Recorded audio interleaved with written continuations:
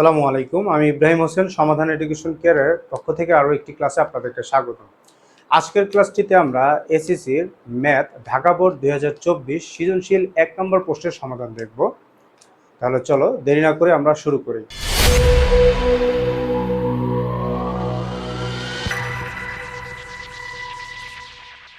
প্রথমেই আমরা আমাদের প্রশ্নটি একটু দেখে নেব, যেখানে বলা হচ্ছে সার্বিক set U x element N x বিজোড় সংখ্যা, যেখানে এক্সের থেকে 3 মান 3 থেকে এক্সের মান বড় হবে অথবা 15 থেকে ছোট হবে।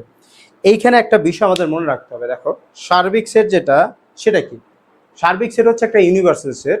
একটা সেটের মধ্যে বা অনেকগুলো সেটের মধ্যে যতগুলো উপাদান থাকবে তার প্রত্যেকটি সার্বিক সেটের মধ্যে বিদ্যমান থাকবে। এখন আমরা যখন বাকি উপাদানগুলো বের করব তখন আমাদের এই জিনিসটা মাথায় রাখতে হবে, সেগুলো যেন অবশ্যই বেজোড় সংখ্যা হয়। দেখো, এখানে কিন্তু সার্বিক সেটের কথা বলে দিছে, এবং আমাদের যে ক নাম্বার প্রশ্নের কথাটা বলছে, ক নাম্বার প্রশ্নে বলছে function of A is equal to যদি এটা হয়, তাহলে আমাদের এখানে বি এর মান নির্ণয় করতে বলছে। আর এখানে আরেকটি অংশ অবশিষ্ট আছে,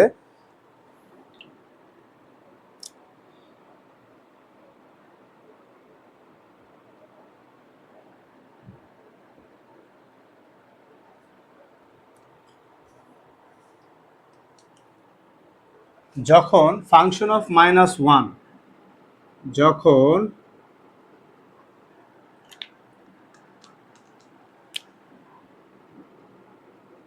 যখন function of -1 is equal to 0 হয়, হ্যাঁ, তখন আমাদের এটার মান বের করতে হবে।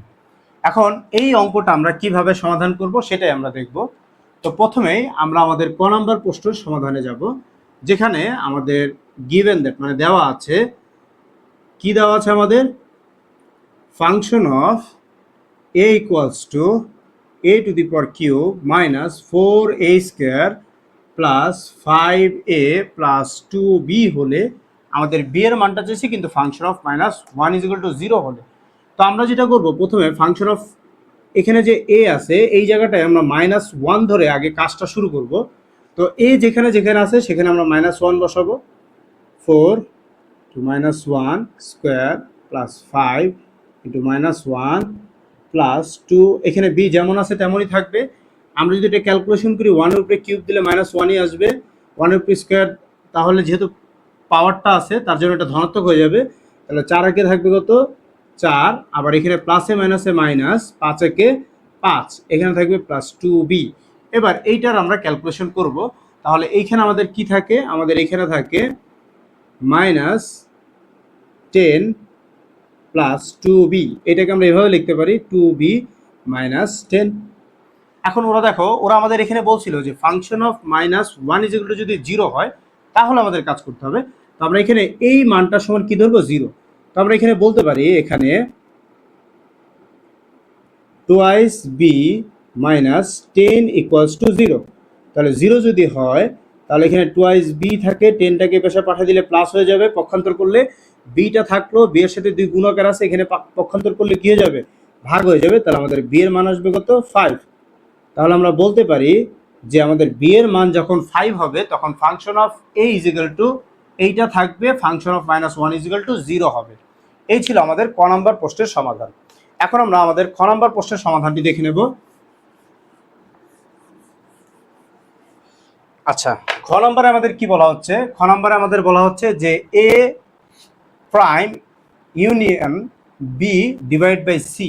এখন একটা জিনিস খেয়াল করো, আমাদের এখানে কিন্তু বি এর মানটা সম্পূর্ণ দিয়ে রাখছে, বাট এ এবং সি এর মানটা সম্পূর্ণ দেয়া নাই। এবং এ সি যদি আমি বের করতে চাই, আমাকে অবশ্যই আগে সার্বিক সেট নিয়ে কাজ করতে হবে, কারণ সার্বিক সেটও দেয়া নাই।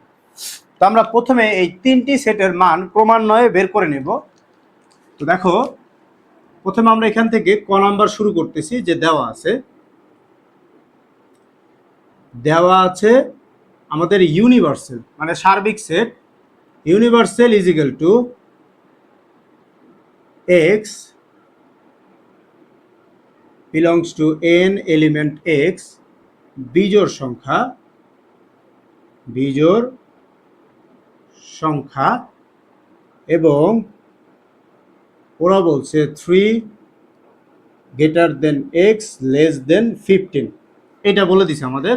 তো এখানে আমরা বলবো অতএব কিউ ইজ ইকুয়াল টু বা সার্বিক set is equal to universal is equal to আমাদের এখানে কি আসবে, এখানে আসবে আমাদের 3 থেকে বড় 15 থেকে ছোট এরকম যত বেজোড় সংখ্যা আছে। তো বেজোড় সংখ্যা কত আছে?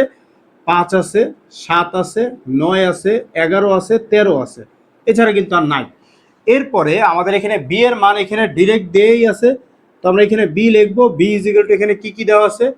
5, 7, 11 আর হচ্ছে 13, এটা হচ্ছে আমার বি এর মান। এরপর আমরা এর মানটা বের করে নেব। আমাদের এখানে এ ইজ ইকুয়াল টু, আমরা ডিরেক্ট উপাদানে যেতে পারবো। এখানে বলছে 7 থেকে বড় 15 থেকে ছোট। তা 7 থেকে বড় 15 থেকে ছোট হইলে আমাদের এ ইজ ইকুয়াল টু কি হবে? এ ইজ ইকুয়াল টু হবে 9, 11, 13, এছাড়া তো আর নাই। এরপর আমাদের সি ইজ ইকুয়াল টু বলছে এক্স এলিমেন্ট টু এন 3 এর গুণনীয়ক। তো আমরা এখানে 3 এর গুণনীয়ক কি কি আছে সেটা দেখব।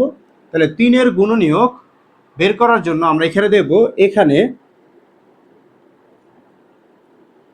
3 এর গুণিতক বা গুণনীয়ক, 3 এর গুণনীয়ক সমান সমান কি কি হয়? 3 এর গুণিতক, গুণনীয়ক না সরি, তাহলে এখানে আমরা গুণিতক বের করব। গুণিতক সমান সমান আমাদের কত আসে? 3, 6, 9, 12, 15। আমাদের বলছে 15 থেকে ছোট হইতে হবে, তাই 15 উপরে আর গেলাম না, এটা হচ্ছে ডট ডট। তাহলে আমাদের সি ইজ ইকুয়াল টু, অতএব সি ইজ ইকুয়াল টু কি আসবে? আমাদের সি ইজ ইকুয়াল টু আসবে এখানে যেগুলো বেজোড় সংখ্যা প্লাস 15 থেকে ছোট। বেজোড় সংখ্যা এখানে কি কি আছে? 3 থেকে বড় আমাদের একটাই মান আছে, সেটা হচ্ছে কি 9, বাকি 6 আর হচ্ছে তোমার 12, 15 এগুলো কিন্তু সব হচ্ছে কি জোড় সংখ্যা। 6, 12, 15 বেজোড় সংখ্যা হইলেও 15টা আমরা লিখতে পারবো না, কারণ ওরা বলছে 15 থেকে ছোট হইতে হবে 3 এর গুণিতক। তাহলে 3 এর গুণিতকে এখানে আমাদের কি আছে? 9 আছে। এই ছিল আমাদের সি এর মান। তো আমরা সব কয়টার মান এখন পেয়ে গেলাম। এইখানে আমাদের কি বলতে বলছে? A prime union B divide by C. তো আমাদের একবার বি এর মান বি ডিভাইড বাই সি এর মান বের করতে হবে, একবার এ প্রাইমের মান বের করতে হবে। তো আমরা প্রথমে এ প্রাইমের মানটা দেখে নেব। এ প্রাইম, আমরা জানি কোনো কিছুর উপর যদি প্রাইম থাকে সেটাকে সার্বিক সেটের সাথে বিয়োগ করতে হয়। তো সার্বিক সেটের মানটা এখানে কি কি আছে? সার্বিক সেটের মানটা আমরা এখানে বের করছি 5, 7, 9, 11, 13। এরপর মাইনাস আমাদের এর মান, এর মান আমাদের কি কি আছে? 9, 11, 13। এবার বিয়োগ করার সময় ডান পাশে যে উপাদানগুলো থাকবে সেগুলো বাম পাশ থেকে বাদ দিয়ে দিবা। তাহলে বাদ দিয়ে দিলে 9, 11, 13 বাদ যাবে, শুধু থাকবে 5 আর হচ্ছে 7। এটা ছিল আমাদের এ প্রাইমের মান।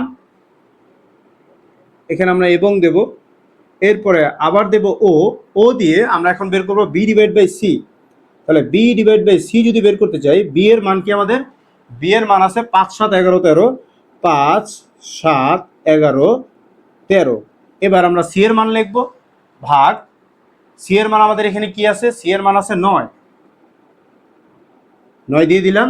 এখন আমাদের এখানে থাকবে কি? শুধু 5, 7, 11, 13, এটাই আমাদের থাকবে।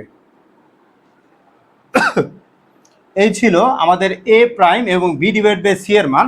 এখন আমরা যেটা করবো এটাকে ইউনিভার্সাল করে দেব। তো ইউনিয়ন করে দেব। আমরা এখন প্রশ্নে চলে আসছি, অতএব প্রদত্ত রাশি। আচ্ছা, প্রদত্ত রাশির ফলাফলটা আমরা এখানে দেখি একটু।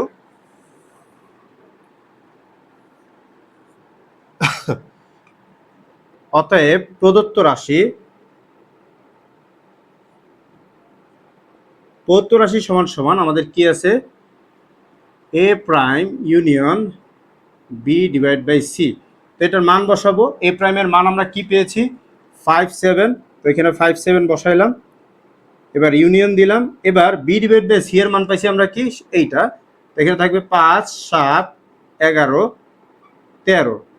এবার দেখো ইউনিয়ন মানে কি? যা আছে সবই লিখবো, কিন্তু একটা দুইবার লেখা যাবে না। তাহলে আমাদের এখানে থাকবে কি? 5, 7, 11, 13। এটা হচ্ছে আমাদের খ নম্বর প্রশ্নের উত্তর। এবার আমরা গ নম্বর প্রশ্নের উত্তরটি দেখে নেব। গ নম্বর প্রশ্নে আমাদের এখানে কি বলা হচ্ছে? আমাদের এখানে গ নম্বর প্রশ্নে বলা হচ্ছে পিবি নির্ণয় করো। দেখাও যে পিবি এর উপাদান 2n কে সমর্থন করে, যেখানে n বি এর উপাদান সংখ্যা হচ্ছে, n হচ্ছে বি এর উপাদান সংখ্যা। এখন এই অঙ্কটি যদি আমরা সমাধান করতে চাই, প্রথমে আমাদের পিবি বের করতে হবে। এখন পিবি মানে কি? পিবি মানে হচ্ছে উপসেট, আর উপসেট হচ্ছে একটা সেটের উপাদানকে যত আলাদা আলাদাভাবে সাজানো যেতে পারে, এটাই হচ্ছে উপসেট। তো আমরা প্রথমে এখানে দেওয়া আছে দিয়ে আমরা আগে বিটা লিখে নেব, যে given that b equals to, আমাদের b এর মান কি কি আছে? 7, 5, 7, 11, 13, 5, 7, 11, 13, এই হচ্ছে আমাদের বি। তাহলে আমাদের পিবি কি বের হবে?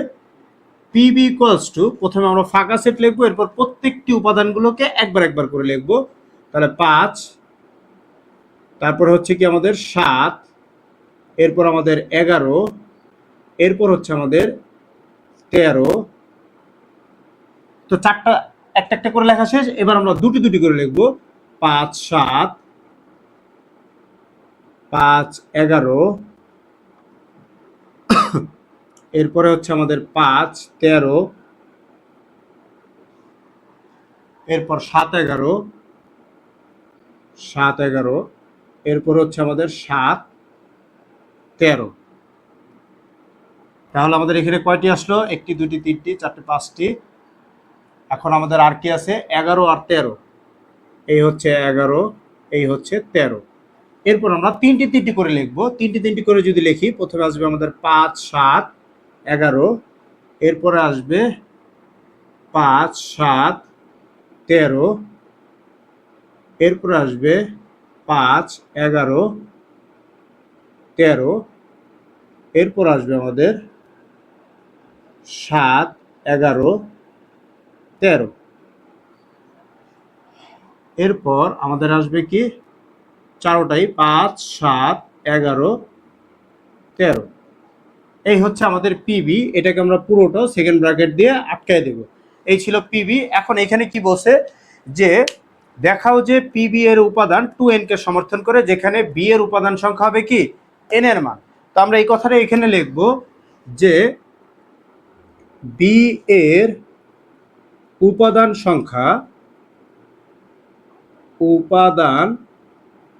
সংখ্যা সমান সমান 4 হলে n is equal to 4। অতএব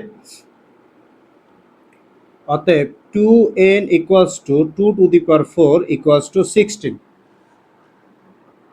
এবং পিবি